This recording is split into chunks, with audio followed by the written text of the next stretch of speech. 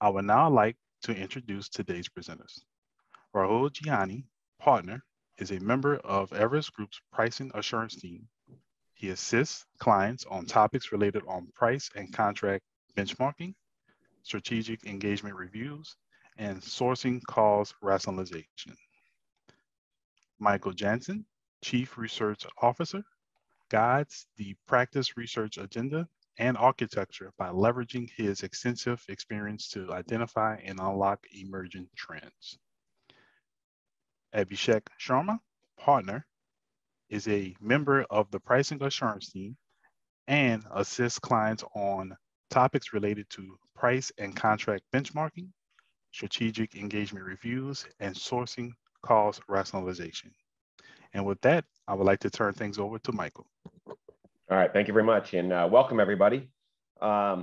This is one of our most popular topics of the year that we do webinars on, and we have lots to say today. Things are in flux. I've been part of this industry for 3+ decades, and the traditional value propositions has always been about net cost reduction. There might be always a flavor of how do I make things better, bring in the most modern technology, but it's always in the context of reducing overall net costs for the organization or a project or certain labor components. So right now, the hot topics we are dealing with is inflation. We're dealing with attrition. We're dealing with mid-cycle rate increases. And so what we're going to do is we're going to explore those as we move forward in this session. I would also indicate that a lot of this stuff gets kind of focused in on the COVID, and was it the cause of this, and is this all going to go away? And I would encourage you to pay attention today, because COVID was an accelerant, but it is not the cause of what we're experiencing. There are some much more structural issues that are in play here that are going to cause the things that we're going to talk about today to be with us for the next 5, 10, and probably even longer, maybe even 20 years out, because of some of the important demographic changes that are happening in our world today. So pay attention to that. Today, we're also going to do something new as well. We have lots and lots of questions. We got pages of questions that are on the books already from people that sent them in the registration process. And I'm sure you guys are going to give us questions along the way, which is we're encouraging. But we're going to do a LinkedIn live session afterwards, about 30 minutes after the end of the webinar, where you can join us and we can talk through some of those questions in more detail for the time that we don't have today in this particular session. But so I encourage you to join that. And I believe there's a link in the chat room that you can see as well. So if you want to join us later in the about 30 minutes after this session, we can certainly encourage that. So with that, let's talk about the overall agenda here. We're going to talk about the developments that have changed the global services industry. We're going to talk about some of the actual metrics and numbers and some of the projections we're seeing. We're going to talk about some of the things, the actions that people are taking to make this happen. So this is meant to be an action-oriented conversation. What can you do? And so we want to address that. So with that, Abhishek, why don't we start with kind of a bit of a history lesson and talk about how the context for this industry has changed and how's it, what we're seeing today, how does it play into the historical context? Absolutely, Michael, and thanks for the preamble. So, as I was just looking through this page, I was reminded, back in 2003 when I started my career, right, in the outsourcing offshoring advisory space. And the level of change is just phenomenal, right? If we look at specific era segments, so to speak, before the economic crisis, mostly around contracting 10X, staff augmentation, huge rise in offshoring, especially for services which were considered purely onshore. So a tectonic shift there. And then, as we got into driving more efficiency, a lot of it initially was process and power based. But then let's not shy away from saying that the most significant change has happened in the past 5 odd years, just the level of technology-led innovation, transformation, et cetera. And this is because of 2 reasons. One, the impact it's had on how talent is used or how technology can be used to supplement talent. And also something around the value delivered, right? The scale, the speed at which value is delivered. So interesting times we live in. Yeah, Abhishek, and I have a little longer historical perspective than you on this. But I would suggest that, my first trip to India was in 2003. And when we kind of discovered India as a viable alternative or a viable new source of talent, and at an exceedingly good price point. That drove these costs, was a large part of the cost reductions we've seen in the last 15, 20 years, the ability to labor arbitrage, if you will. Now, I know that's not the industry's only value proposition, but it's certainly one of the underpinnings that have made it, have created this success.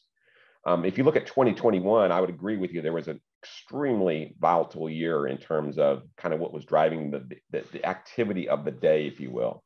So if you look at the first part of the year, we were still kind of in the coming off of the the end of COVID, or we thought was hoping for the end of COVID, but there was really kind of a buyer's market at the beginning of last year. And as we moved through the year, what we started to see, that demand was kicking up at such extremes that by the middle of the year, it almost became a seller's market. Yeah. And then as we proceeded through the year, and then we started talking about conversations, the kind of the landscape changed in such a way that by the end of the year, it had become an employee's market. And so, you can think about the acceleration of the timeline of where the dynamics in the industry were causing specific actions to happen here. So I think we're going to spend a lot of time talking about that employees market and the impact back upstream into the actual industry itself, the outsourcing industry itself. So Rahul, let's talk about this in terms of infrastructure, and then we're going to do a BPO example as well. Rahul, you're on mute. Sorry about that. So, Michael, as Abhishek kind of alluded on the previous slide, automation, became mainstream, let's say in 2017 onwards, but we actually started seeing it as an emerging theme, even in 2014, 2015.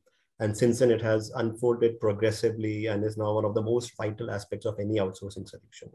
So obviously, it plays out differently depending on, whether you're talking about IT infrastructure or applications or BPO. If you look at IT infra over here, historically, IT infrastructure services were traditionally contracted using an input-based pricing construct, characterized by manual effort-intensive approaches. And given that providers' revenues were directly linked to the number of FTEs deployed, there was very limited focus on driving productivity improvements. That started changing, as we saw the advent of scripting and RPA, coming into real life situations. Immediately, the commercial construct started shifting towards the output-based pricing models, and buyers started focusing on looking at ways how to manage the overall cost of ownership, and also including a competitive set of SLAs to hold the providers accountable. As the automation story evolved further, towards intelligent automation, we started seeing proactive management of environments by leveraging predictive analytics, human efforts getting assisted by artificial intelligence, elements of agility, resilience, user productivity improvement, they were the driving themes, while also looking at the overall TCO and reducing it on a year-to-year basis. Now, looking ahead, contemporary solutions will have more and more of these cognitive and AI-driven automation elements supported by prescriptive analytics on a pretty much real-time basis. So as we see it, the manual effort would decrease and gradually become limited to training the system, and everything would move from reactive to preventive, proactive, when it comes to resolution or when it comes to even provisioning of infrastructure. That would become the norm.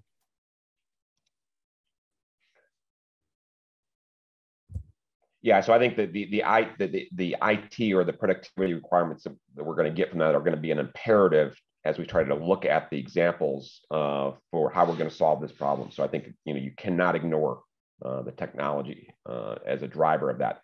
I think previously we kind of look at the technology as a way to improve the client experience, improve the business model. But I think today it's going to be very focused on a very different thing as we look forward. Absolutely. And the same pretty much applies not just for the IT infra side of things, but also for BPO. So even if you kind of focus on this particular chart, what started off in a big way with the inclusion of RDA and RPA in solutions, quickly evolved further with the emergence of AI solutions such as intelligent document processing. And by about 2019, we were seeing evidence of intelligent automation, which encompasses not just RDA and RPA, but also AI-based solutions, and on top of that, process mining and overall process orchestration. Now that actually received a fillip, because of the COVID pandemic. As enterprises across the globe face challenges and realize the importance of automation in ensuring business resilience, efficiency, growth.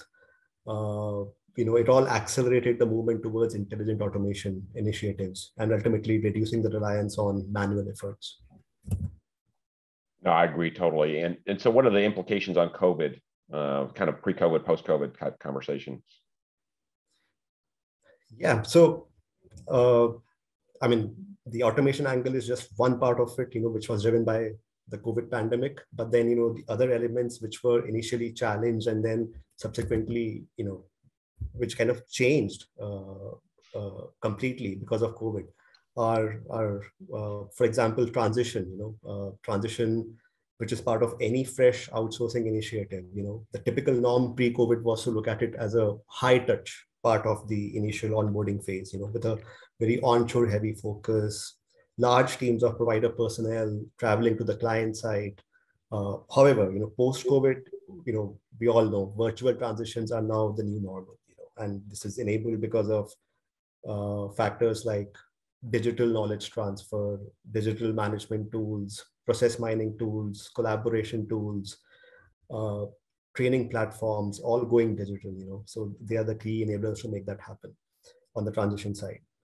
On the transformation side as well, pre-COVID, transformations generally had very long timelines, running well into year 2 and year 3 of a deal.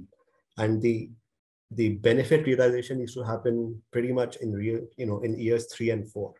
However, during COVID, because of the strain on the finances of enterprises, essentially there was a challenge imposed on providers to improve on that front. And as a result, today deals have a much more expedited transformation with a much more sharper focus on the ROI. The benefits start coming in as early as year 1, and the biggest portions of the benefits start coming in year 2 and year 3. So that's another big change. And lastly, if you look at it, even something as basic as what is the place of work, the office, pre-COVID, it was obviously either the provider or the client office, from where the work used to get done. Perhaps the only exception to this was the work at home model that some of the specialized contact center providers used to deploy. But as we all know, again, post-COVID, the new normal is work from home. And even if you look at not just, let's say, the current situation, but even in deals which are getting signed, for the next 3 years, 4 years, 5 years, there's a sizable portion of the component which is expected to be done, in a work from home mode. So no surprise, therefore, that, we also started seeing prevalence of rate card segregation, depending on whether the work is expected to be done in a brick and mortar, old world kind of a manner, or in the new work from home mode.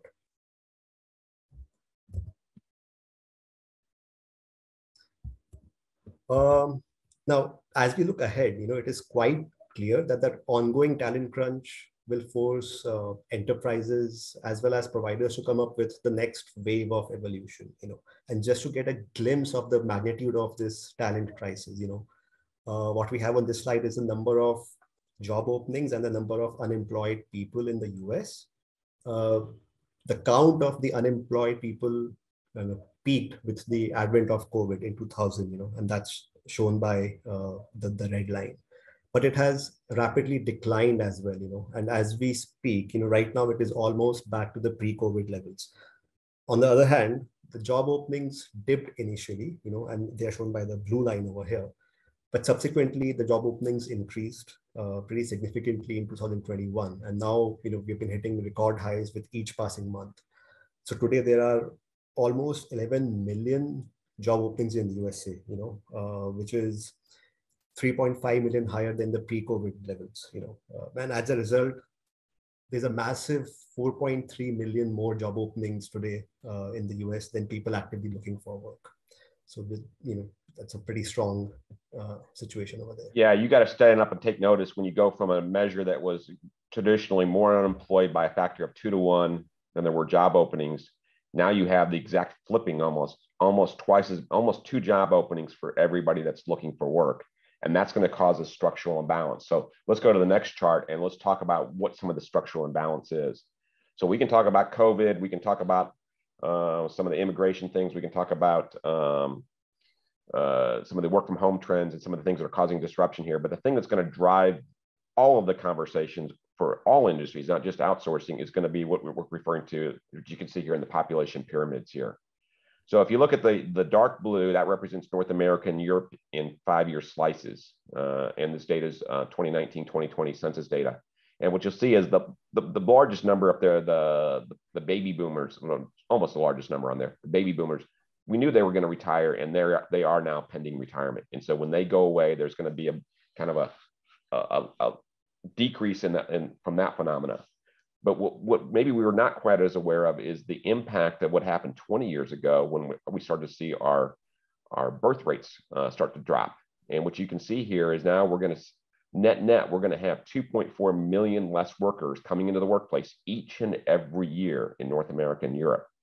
So this is going to impact truck drivers. This is going to impact retail clerks. This is going to impact childcare. This is going to impact IT services. Okay.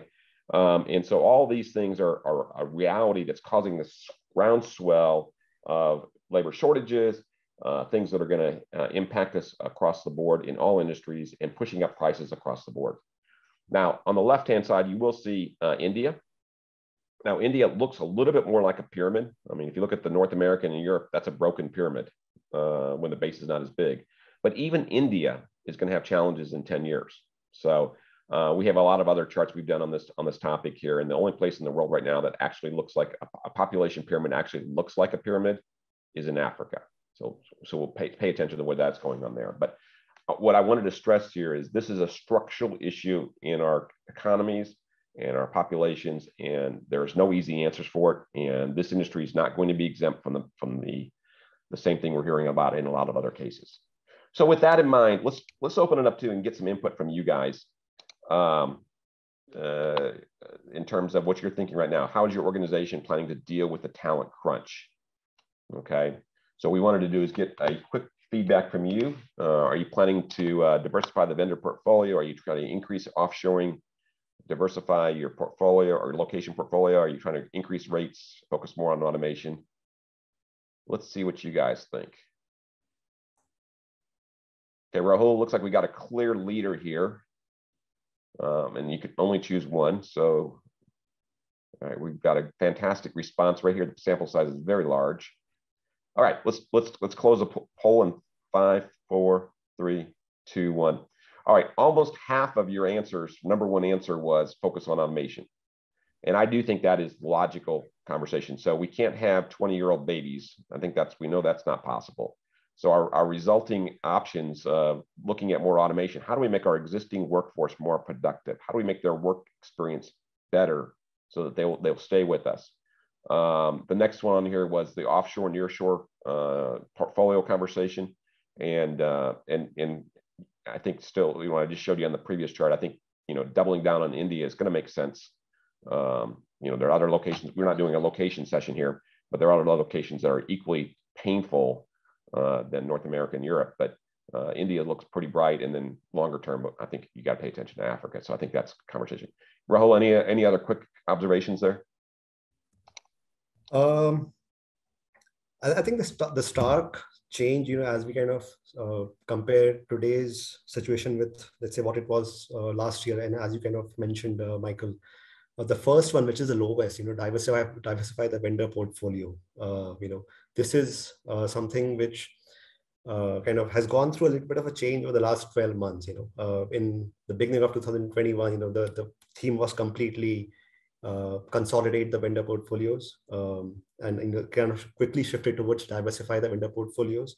But now it has kind of again reached a stage where people are saying that, okay, we have done whatever tweaks we needed to do, and now we want to just continue to focus on the kind of vendors that we already have on board. So I think it's completely in line with the expectations. Yeah, I mean, just taking resources from your neighbor doesn't really solve the problem. So you can diversify all you want, but you've got to really deal with the structural issues before it's going to make a difference. Okay, so let's move on. Let's talk about current pricing trends. And so, Rahul, your team and Abhishek have been looking at some of the pricing elements. Let's talk about what you're actually seeing and expecting going forward. Yep. So maybe let's look at BPO first. And on the BPO side, what we saw is that if we start as from 2020 itself, due to pressures from buyers as the COVID pandemic intensified across the world, the prices started going down at offshore as well as onshore locations, as is kind of shown in the chart over here. Now, the chart is specifically for transactional FAO processes, for example, accounts payables, accounts receivable, general ledger, etc. But the trend broadly applies to other segments as well, complex finance and accounting, CCO, marketing BPO, banking BPO work, etc. While the prices started dipping in 2020 and kind of carried to some extent even till 2021, in 2021 Q1 Q2, that window of price reductions and extracting price cuts from your suppliers, that started closing at that stage, as the cost has already started increasing for various service providers. And in the second half of 2021, the prices actually went up. And if we look at the last 12 months overall, we saw prices going up by about 5 to 6% at onshore as well as offshore. Now, the key drivers for this obviously were the solid growth in demand, for outsourcing. The talent situation, attrition, demand skill shortage, all leading to high wage inflation. They were all key drivers. Now, if you look at 2022 and what's the outlook, demand is still likely to remain strong. We all kind of have seen solid signs of that. Talent constraints expected to persist, going forward as well. Now, what could happen potentially at offshore is that some of the foreign exchange depreciation that has been happening, the rupee depreciating against the USD, for example, it might provide some respite, but overall, we do expect to see still an inflationary environment in 2022, with prices increasing by somewhere between 3 to 5%. Yeah, Rahul, and I think you're still optimistic on these metrics. I think we may see even bigger rate increases, but I guess that's what we have to wait and see. It's a very dynamic market right now. Yeah. All right. Thanks, Rahul. On the IT side, we've spoken about BPO services. So, on the IT side, the situation doesn't seem to be very different, right? We don't see it easing in the near future. So if we look at across IT skill types, and on this page, we've delineated by 3 specific segments, so to speak. The projected rate increase across all of them could be even higher than what we've seen in the past 12 months. That's a good reflection. That's pretty much a stark reflection of the reality which we're facing, honestly, right? For example, if you look at some of the specialized IT skills, they could see upwards of 5% rate increase, right? It could go as high as 7 to 8%, right? Whereas, even for generic skills, we're looking at a 3, 4, 5% kind of an increase. Now, some of the factors which Raul mentioned on the previous slide apply here as well, right? There's a huge wage inflation, etc. But one of the things which we also feel is going to happen in 2022 is that there is a little bit of a pent-up rate correction in contracts, which has got accelerated by the talent cost increase. So a number of legacy contracts, perhaps may have been negotiated at a very, very competitive rate because of multiple considerations in the past few years. But going forward, it's going to be difficult for many service providers to sustain those, what I like to call hyper-competitive prices without really hoping for a rate correction. So interesting times ahead. We'll see as we go through the next few months. Now, one of the things which we've covered in this slide and the previous one is basically what we call the input-based rates, right? FT-based pricing, dollar per hour, dollar per day for a developer, project manager, finance and accounting clerk, etc. The next page talks about something interesting, right? And if you look at the way the chart is going, it kind of appears counterintuitive to what's happening. Right? And I'll just explain where this is coming from. Now, managed services or use of output-based pricing, in many cases, decouples the link between the people or humans deployed and the revenue for service providers, right? Because in an FTE-based model, one has to keep track of how many people are working, how many hours are spent, and then accordingly you get paid for that. So it's a simple, transparent mechanism, but there's this inherent linkage between the two.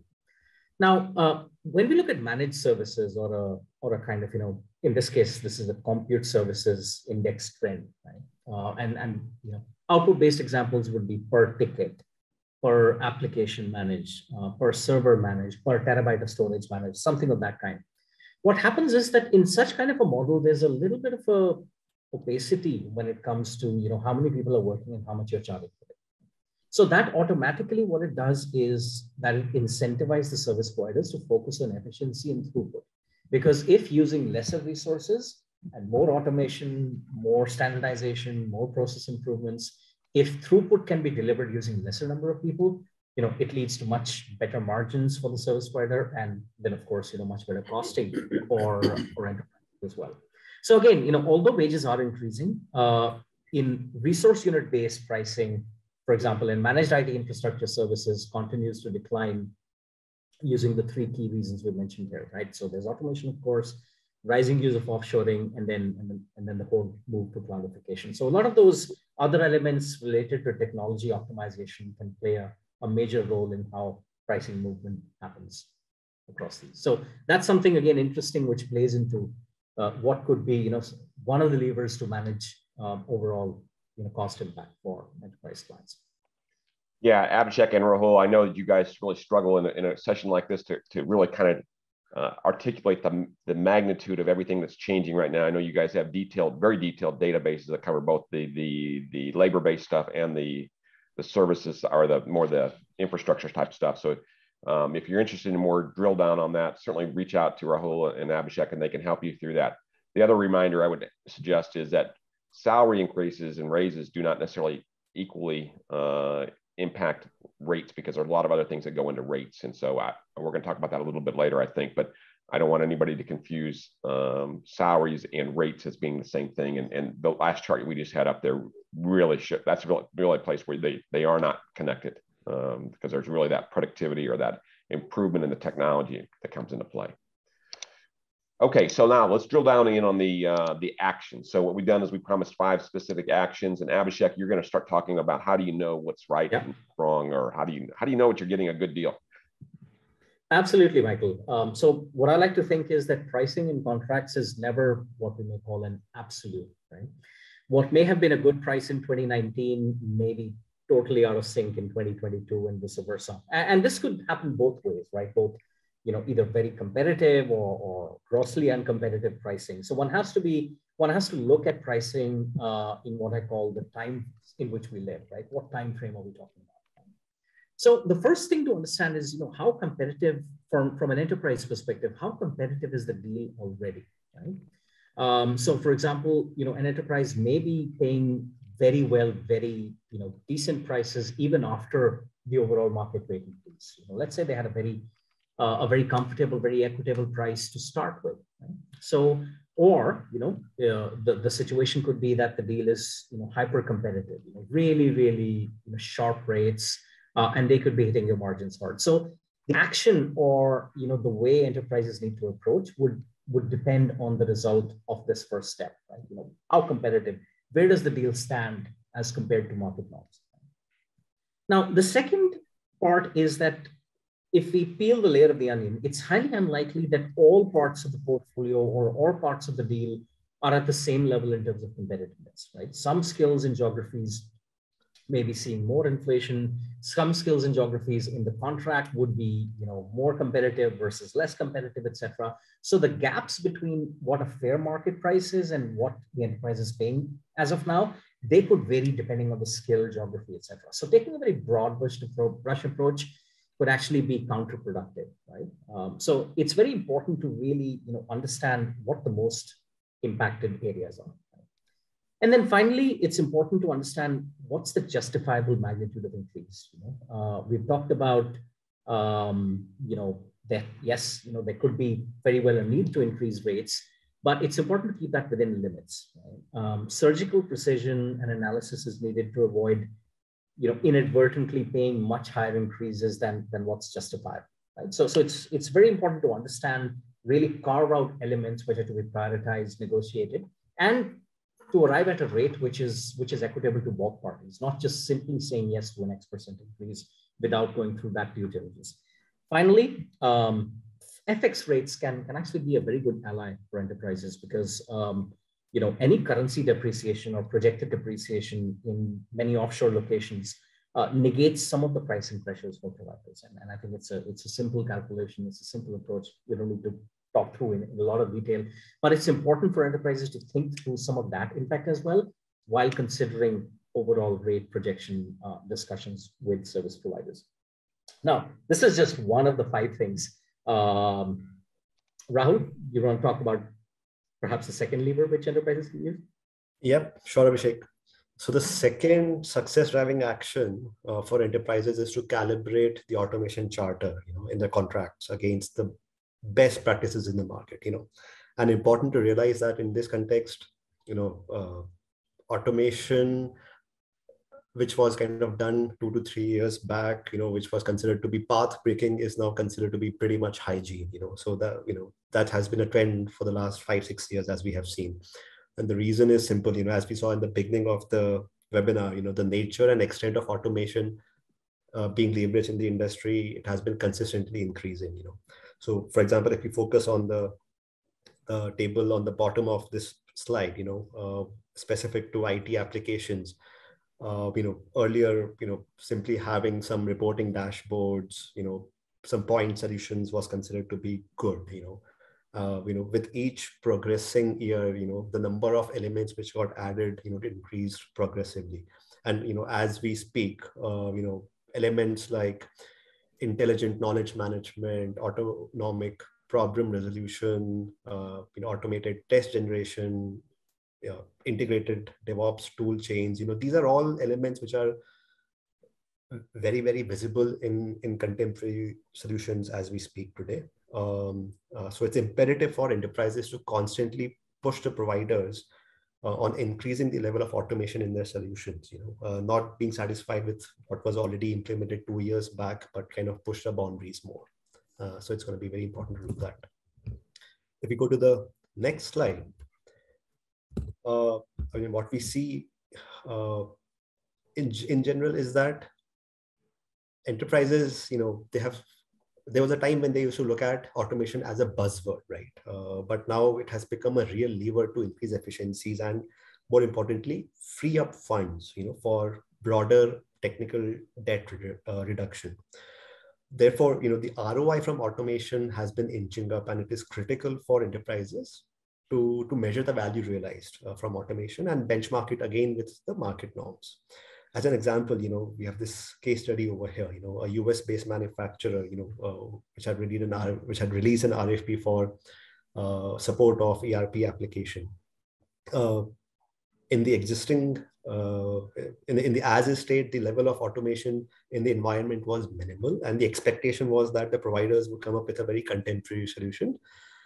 The client, kind of insisted on understanding how the automation would be done, what all elements would get automated, what would be the impact of those elements being implemented, the impact on FT reduction, the impact on the spend on an year-to-year basis.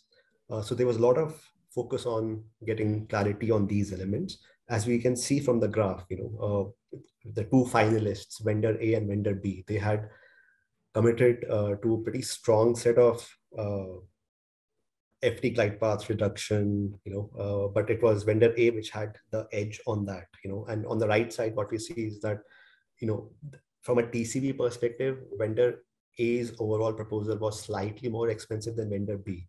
But in terms of the estimated savings from automation, as well as the ROI from automation, it had a much better articulated and much more compelling value proposition. So in this case, the client ultimately chose to go with vendor A because of the better articulated, the more compelling automation solution. Specifically keeping in mind that, as the organization saw future growth. They could see that, a vendor A solution would ultimately result, better, benefits for the organization as compared to vendor B. So just one example of how some of the enterprises are now looking at automation. Perfect. Thanks, Rahul. So we spoke about this factor a few moments back, right? Around how the engagement model or pricing mechanism helps. So obviously, input-based models have their own benefits in terms of transparency, but again, as I mentioned, there's a direct linkage between FTEs and revenues. So that's why there's limited avenues for the provider to tweak things to impact their margin.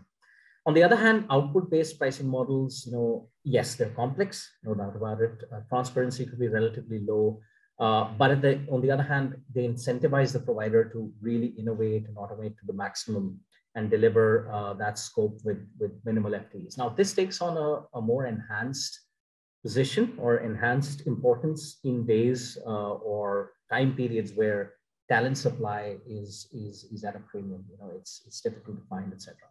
So what we're also seeing from a trend perspective is that through the second half of 2021, where a lot of that talent situation started, we've seen multiple cases where price increases for output-based models have been significantly lower. They've been materially subdued as compared to what we've seen in an FTE-based model. So that could be the third kind of success-defining action which enterprises may deliver. Yeah, Abhishek, I actually think this is maybe one of the more understated ones. Because you think about the incentive system here. If it's based on input, this industry actually used to do output-based metrics. When we moved to input-based metrics, it was based about how fast you could ramp up the headcount, which is a perverse outcome of what we're really looking for. So it'd be amazing how much reduction in talent you can achieve when you don't pay for talent, you pay for the output. And so I think if we can see a pretty big swing in the next couple of years, I think people will be excited about the result of how much less people they need on their account to actually do the work if everybody's paid on the end game, which is the output. So, all right. So another one of the setups we wanted to do here is a topic around role inflation. And so I've been hearing about this more and more. Is if you can't find any junior developers, just hire senior developers, even though they may be junior developers in reality. But you need to pay them a higher thing, and you can't get a new wage. You can't change your wage stack. Just change the requirements for the job. So we're going to ask a question here before we actually show you some metrics here. But so this is a quick poll. Go ahead and open up that, Kira. How much role inflation are you seeing? How many seniors, and super seniors are you hiring versus what are in reality junior folks? Okay, it's pretty much what I thought it was going to be. Abhishek, when you look at this here, you're seeing the results. I am too. We'll leave it open for another 5, 4, 3, 2, 1. All right, so it's definitely a thing, Abhishek. Significant and in some role inflation represents the vast majority. The answer is almost 70% here. There's a really easy way that if I can't get my procurement organization to help me out on hiring at this level, we'll just inflate the role. Yeah, absolutely. And again, truth be told, Michael, staffing is never really an exact science, right? We can talk about multiple pyramids and what's the best practice. So some amount of a little movement here and there is fine, as long as it's justified by the requirement of that particular project. Now, what we're also seeing, even as part of the quick poll, is that a lot of stakeholders do feel that some amount of this has happened over the years, over the past year at least. And we haven't done a poll like this before, but it's clearly trending towards more. People are seeing more of this. Now, we can go back to the next slide. Right? Now, we did a little bit of a simulation, right, on a standard offshore AD pyramid, right, just to highlight how much of a cost or let's say a cost to the enterprise, right, or the price impact it has, even by small tweaks. So if you look at it, the tweak from left-hand side versus right-hand side, it's nothing major. It's not that we've changed the shape of the entire team. But even seemingly innocuous changes in staffing models, right, can lead to a total blended fee impact of 5 to 6%. Right? And this is just a little bit of a tweak. Right? Someone were to do it, more aggressively, it could change by even more. So it's very important for enterprises to keep a sharp look at, where some of these elements may be changing. Again, please note that if it's a justifiable service delivery reason to make such a change, it could be project complexity, it could be some other factors, it's perfectly fine. But it shouldn't be used as role inflation just to increase the overall revenue, because then it can negate the impact of a lot of other optimizations which procurement teams may have done. Yeah, Abhishek, I don't think it was just an outsourcing phenomenon. I was hearing about a lot of this happening on the insourcing situations as well, where people were gaming the system by never hiring another junior developer because they couldn't afford it. They can't get anybody at that price point. So yeah. All right, Rahul, talk to us about the looking beyond the services. Let's look at some of the software. Yep, Michael. So the fifth success driving action and the last one is basically for enterprises to broaden the horizon a bit, and focus not just on the services part of it, but also on the products and platforms contracts that they have. And the reason is simple, because if you look at the IT budget of a typical enterprise, outsourced services would generally account for 25 to 35% of the spend, but the software and hardware, contracts would be accounting for more than that, about 30 to 40%. Now, the first choice for any kind of scrutiny or negotiations in general for procurement teams is the services contracts, because they're generally more transparent, easier to understand. In contrast, software, hardware contracts end up having a very black box kind of a nature, or a convoluted pricing mechanism, which is difficult to understand. So we see very few enterprises trying to scrutinize or efficiently negotiate their software and hardware contracts. If you go to the next slide, our estimate is that the overall spend on software products and licenses can be as high as about 2% of the overall revenue of an enterprise.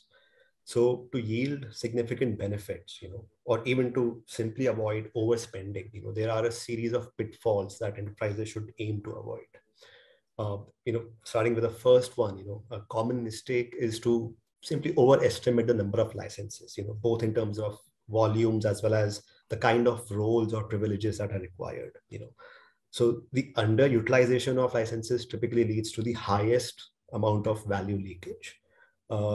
So the importance of this specific point cannot be overstated. Now, next, if you look at, let's say, the pricing model, so the reality is that pretty much all types of enterprise platforms have multiple pricing models, based on choice of the licensing metric, the release version, the deployment options, so on and so forth. So a thorough evaluation of the pricing models is critical to avoid leakage again. And this should be done after taking into account not just the current usage patterns, but also the future usage patterns, because if the estimates of future usage numbers is actually incorrect, it can lead to multiple adverse outcomes. For example, the procurement team would have to resort to ad hoc subscriptions, that are generally much more expensive, for example. Or, if let's say the forecasts were lower than the actual utilization, the enterprise could unknowingly exceed the contracted volumes, and therefore this will pose an audit risk to the enterprise. The fourth pitfall is the discounting regime. Many times, there are very prominent discounting regimes that various software and hardware companies offer, but there is not enough visibility into that, and enterprises end up overpaying significantly. And lastly, many enterprises do not actually look at the renewal price protection clauses. So they might efficiently negotiate the pricing for the next 2 years, 3 years, of the contract. But as soon as the contract comes up for renewal, they could be faced with significant hikes. So, locking down certain price protection clauses upfront is another key point that's kind of important to have as you're signing up on the initial subscription contracts. Back to you, Michael. Yeah, Rahul, I think we know that Wall Street loves SaaS models, and part of it, I think, is that the SaaS model allows organizations in different parts of the business to buy little drinks at a time, and it's almost as insidious as what Abhishek was talking on the role inflation. So it happens very slowly, but when you look at the aggregate impact on it, it's pretty significant. So let's do this. Abhishek and Rahul, I know you guys are constantly talking to clients, and one of the best ways to engage clients is to get them started in a conversation about doing a sample up with our data. And so what we're going to offer up today is an ability to kind of, if you're an enterprise, you're a buyer of services, dip into Abhishek's and Rahul's databases and take one of these products and get a complimentary diagnostic on the cost for this. And so we've opened that up here as a quick poll. Go ahead, and if you're interested in one, choose one of those, and they can give you their insights there, and they can have a conversation with them. If you're interested in some of the traditional kind of rate-based conversations, you can also send us a direct note, and we'd be happy to talk to you about what we're seeing in specific rate situations. I know the databases they have are this wide and this deep in terms of geographies and roles and in different situations. So feel free to reach out to us for that. Okay, so let's do this. Let's end this. Abhishek, I always like to ask, we never like to do commercials. We like to give a lot of content away, but I always like to give you an opportunity to tell you how you serve your clients, 60 seconds or less.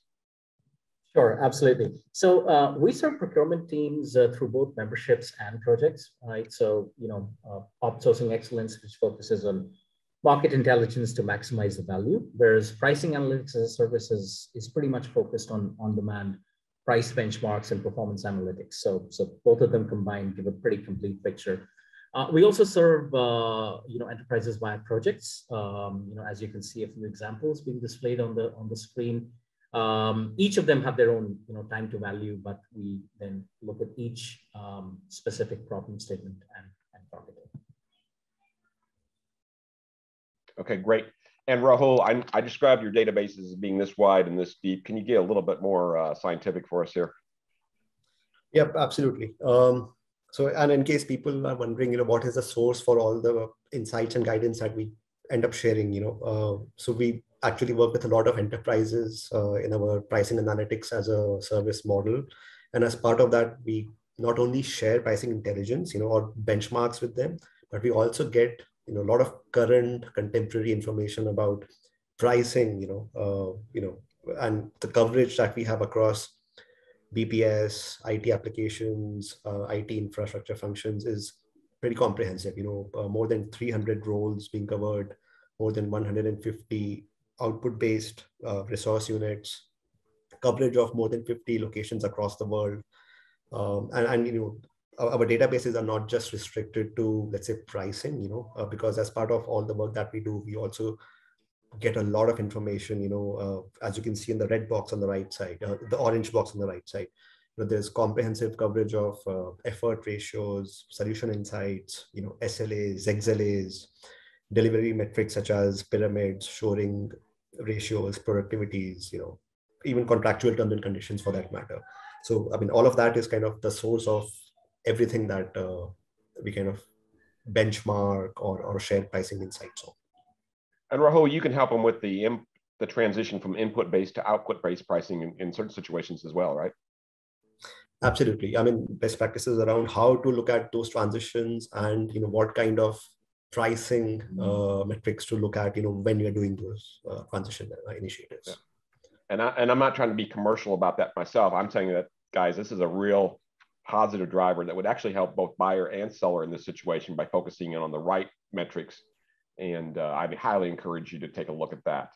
Okay, all right. So we're running out of time here. We're going to do some question and answer. I know on the we have, as I said, we're doing a new LinkedIn live event after this at 10:30 Central Time. So basically in 30 minutes from now, We're going to try to hit a couple of the questions there, but we have a whole pages of questions here that we're going to try to address in more depth in that session. So please join us there. I think the link is in the chat room. Yes, it is. And we'll go there. But let's get a couple of the questions that came in just in the last few minutes here. Jason had a question on how has immigration captured this. I think he's talking about the population pyramids. How is immigration captured in there? Well, the numbers you saw there are actual real numbers. Immigration is one of the potential options to increase the younger parts of the population. If you were to allow immigration of younger, educated folks into the country, that is part that would allow you to substitute those for waiting for babies to happen in 20 years, immigration. But that's a politically sensitive conversation. So it may not be the easy answer, but it is certainly one of the options. Let's conversation. Okay, so let me pick this one here.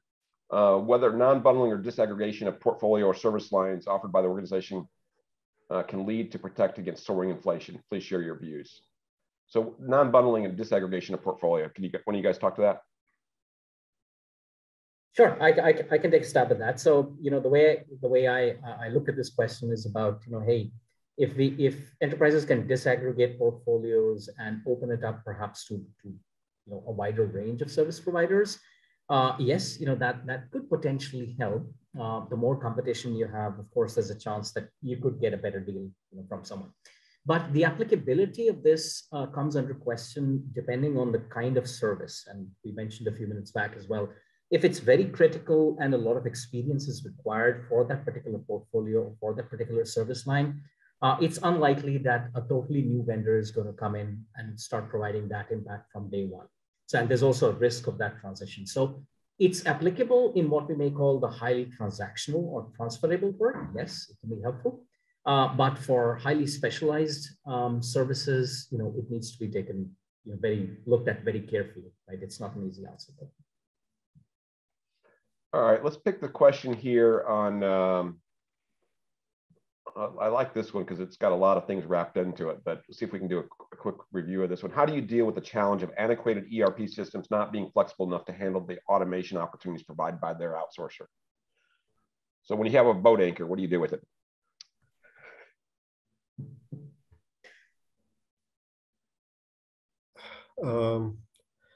So one thing is, even when it comes to, okay, the ERP system itself is antiquated and, you know, the amount of automation opportunities are restricted, you know, but automation is just one of the levers, you know, to kind of improve the overall productivity, you know, because in general, you know, even if you kind of leave aside automation, you know, in general, with each passing year, yeah, and specifically if you're talking about antiquated ERP systems, you know, the amount of overall knowledge base that gets accumulated, and therefore, you know, the kind of understanding of issues, challenges, tickets that kind of keep on coming up with the systems, you know, the understanding, the knowledge base around that keeps on getting better and better. So even without automation, there needs to be definitely improvement in, let's say, you know, effort times behind each ticket, you know, the amount of tickets that, let's say, one FT can handle in a week or in a month. So even irrespective of automation, you know, with passing time, you know, there needs to be sufficient improvement in productivity, which needs to be visible. Yeah, Rahul, I think one of the options there is really you can apply some of these automations as a layer that sits on top of the antiquated ERPs, if you will. There's a lot of solutions there that are really focused on that interface layer and require minimal open heart surgery, if you like. All right, let me ask a different question here. Can you share some insight on price trends in India for staff augmentation services? Is India exempt from this whole trend, or is India experiencing the same thing that the US and North America and Europe are experiencing? I can take a stab. Sorry, Rahul, go ahead. Okay, so India is not an exception to this scenario of, you know, the talent crisis and increasing prices. You know, it just is maybe more visible, you know, at onshore, you know, USA, UK, etc. But it's no exception. We are kind of seeing the same situation playing out in India as well, first of all, and that has a bearing on the pricing as well. So, you know, as we kind of shared in some of the slides up front, on the BPO side as well as on the IT side, we have actually seen prices going up.